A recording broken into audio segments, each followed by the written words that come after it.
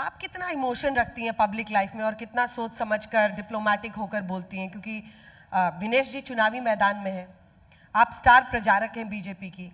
अगर आपको जुलाना सीट पर, जो उनकी ससुराल है जहां से वो चुनावी मैदान में है, वहां पर बीजेपी भेजती है प्रचार के लिए, तो आप विनेश फोगाट के खिलाफ प्रचार करेंगे?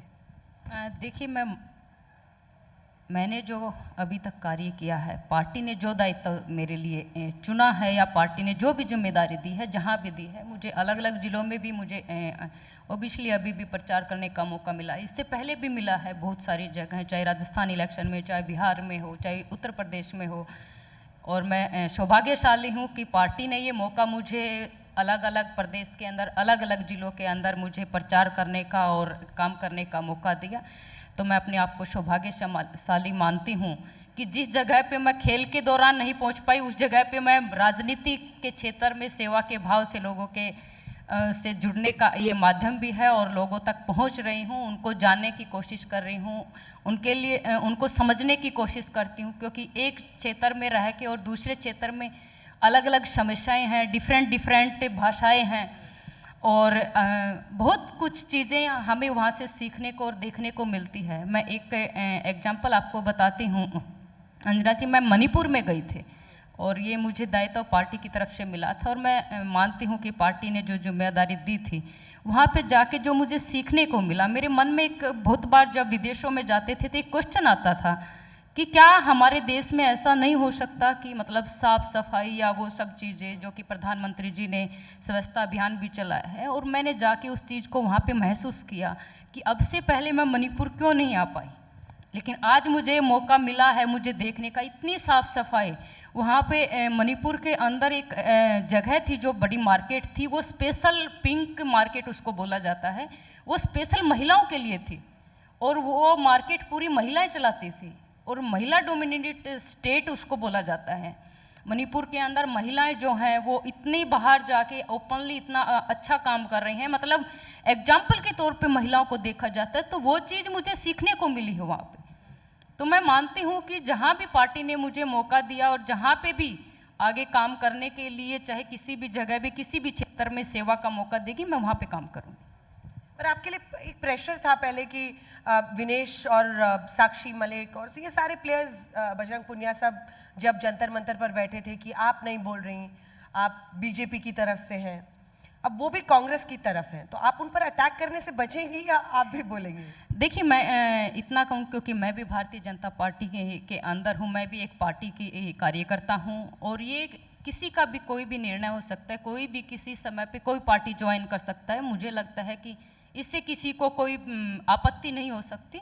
लेकिन एक चीज़ ज़रूर कहना चाहूँगी कि हो सकता है कि शायद उनका कांग्रेस में जाने का निर्णय पहले से हो, लेकिन जो बार बार भाजपा को या प्रधानमंत्री जी को कटघरे में खड़ा करते हैं, उनके लिए मैं दो लाइनें ज़रूर कहना चाहूँगी कि जलते होंगे चिराग यहाँ पे, चिराग जिनको जलाया जाता है, हर बार ही हमेशा हवाओं को ही शिकायत के रूप में देखा जाता है। तो शिकायत के रूप में हमेशा उन्हीं को कटघरे में खड़ा करते हैं जिनके ऊपर, जिनका कोई लेना देना नहीं है उस विषय का, जिनके ऊपर इतने बार बार लांछन लगाए जाते हैं, उनको कटघरे के अंदर खड़ा किया जाता है। तो मैं मानती हूँ कि 10 वर्षों के अंदर जिस तरह से प्रधानमंत्री जी ने खेल और खिलाड़ियों के लिए जो कार्य किया है, शायद हम खिलाड़ी भी वहाँ तक कभी सोच नहीं पाए थे कि इतना भी कुछ खिलाड़ियों को कभी मिलेगा और इतना सम्मान मिलेगा। वो आदरणीय प्रधानमंत्री जी के नेतृत्व में खेल और खिलाड़ियों को दोनों को मिला है। योगेश्वर जी, आपकी क्या राय है विनेश फोगाट जी के कांग्रेस पार्टी से चुनावी मैदान में उतरने पर? आपको लगता है कि ठीक था? क्योंकि साक्षी मलिक ने कहा कि हमारा पॉलिटिकल आंदोलन था, वैसा ही रहना चाहिए, मैं नहीं ज्वाइन करूंगी पार्टी। आपकी क्या? देखिए, राजनीति में जाना सबकी अपने चीज़ें हैं, उसकी मन की मर्जी की। हम बीजेपी में, बबीता जी बीजेपी में आई हूँ, कांग्रेस में गई हैं, और प्रदेश को सच पता लगना चाहिए। और मैं आपको माध्यम से कहूँगा, जो चीज़ें पीछे हिंदुस्तान में पिछले 1 साल में घटी, चाहे ओलंपिक में डिस्क्वालीफाई होना हो, चाहे वो आंदोलन हो, नई संसद का जब उद्घाटन होना था, उस टाइम पे इस तरह की छवि बनाई गई हिंदुस्तान की, पूरी दुनिया में उसको गलत तरीके से प्रचार किया गया। अब आप बताइए कि जैसे ओलंपिक में डिस्क्वालीफाई होना था, पहली बात है, अगर कोई खिलाड़ी डिस्क्वालीफाई होता है तो उसको पूरे देश के सामने माफ़ी मांगनी चाहिए कि मेरे से गलती हुई, इस मेडल का मैंने नुकसान किया है, और उसके फिर साजिश का रूप दिया गया। और साजिश भी प्रधानमंत्री जी के ऊपर ब्लेम लगाया गया कि भाई प्रधानमंत्री ने फंसा की साजिश के तहत हमें दूर रखा गया है। और सबको पता है कि अगर कोई डिस्क्वालीफाई होता है तो वो, अगर किसी का वेट नहीं आता है तो वो 1 ग्राम हो, चाहे 10 ग्राम से 100 ग्राम हो, उस तरीके को पूरे देश में एक गलत माहौल बनाया गया। ऐसे वो आंदोलन की बात है, उसमें भी गलत तरीके से लोगों को बताया गया, इकट्ठा किया गया, तो मैं मानता हूँ उसको गलत है। और ओलंपिक की बात मैं आपको करूँगा कि एक देश को मेडल का नुकसान करने के बाद भी यहाँ पे पूरे देश में एक परसेप्शन बनाया गया कि भाई यहाँ पे गलत हुआ और विनेश के साथ गलत हुआ। और उसकी जगह, विनेश की जगह अगर मैं होता तो मैं पूरे देश से माफ़ी मांगता कि मैं अपना वेट नहीं लेके आ पाया, मेरी एक गलती है, मैं पूरे देश से माफ़ी मांगता हूँ कि मैंने एक मेडल का देश को नुकसान किया। पर यहाँ तो स्वागत हो रहे हैं, देश पूरा एक प्रधानमंत्री को गालियाँ दे रहे हैं, और उनके स्वागत, एक गलती पे स्वागत करने की जो चीज़ें प्रथा हिंदुस्तान में चली है, ये बहुत गलत है।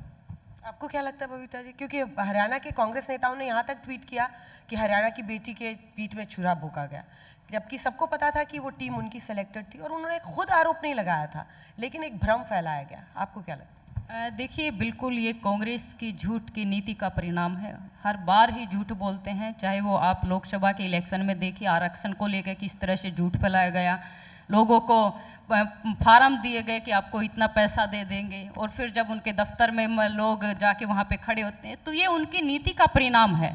वो हर बार ही झूठ बोलते हैं, हर बार ही झूठ के सहारे वो सरकार बनाने की सोचते हैं, लेकिन वो लोगों के साथ कितना बड़ा धोखा, कितना अन्याय कर रहे हैं, उस चीज़ को महसूस नहीं करते। लेकिन अंजना जी, आपने जो पूछा, मैं ज़रूर कहना चाहूँगी, ऑफकोर्स 2012 के अंदर मैं खुद डिस्क्वालीफाई हुई थी, और यहाँ तक ही नहीं, डिस्क्वालीफाई हुई थी, उसकी सज़ा भी मुझे अपने भारत देश के अंदर भी मुझे मिली थी कि मैं 2012 की जो ट्रायल थी ओलंपिक के लिए, मैं वो ओलंपिक की ट्रायल भी नहीं खेल पाई थी।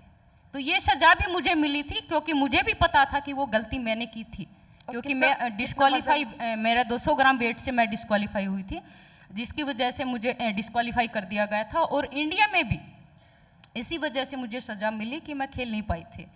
तो मैं मानती हूँ कि ये हम खिलाड़ियों की जिम्मेवारी है, क्योंकि आखिर वेट मशीन के ऊपर तो जाकर हम खिलाड़ियों को ही खड़ा होना है, न तो कोचिज़ हमारी जगह पे खड़ा हो सकता है, न वो स्पोर्टिंग स्टाफ वहाँ पे खड़ा हो सकता है।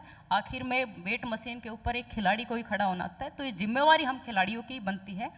हालांकि पूरा जो स्पोर्टिंग स्टाफ जो था वो भी उनका पर्सनल था, साथ में उन्होंने हेल्प भी की है, ऐसे नहीं कह सकते कि हेल्प नहीं की है, उन्होंने हेल्प भी की है, लेकिन अंतिम यही है कि गलती हमारी थी। उन्होंने खुद भी काफ़ी कोशिश की रात भर में, लेकिन हो नहीं पाया।